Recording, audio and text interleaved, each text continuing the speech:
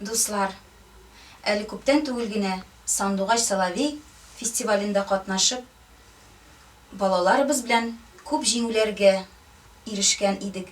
Һәм шушы җиңүләребез өчен безне Самарага Мирас фестиваленә чакырдылар.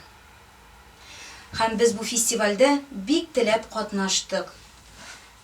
Инде менә бу фестиваль узды һәм безгә шушы фестивальдән бүләкләребез ниһаять килеп җитте. Без моңа бик шатбыз. Һәм минем бик зур рәхмәт әйтәсем килә Самара татарларына, шушы фестивальне оештыручыларга. Фестиваль яшәсен, озын гомерле булсын. Шушындый татар фестивален оештырганыгыз өчен, татар телен саклап калганыгыз өчен сезгә бик зур рәхмәт. Алга таба да сезгә уңышлар телибез. Алга таба да сез шушы фестивальдә катнашырбыз дип өметләнәбез. Һәм шулай бик зур рәхмәт әйтәсебез килә.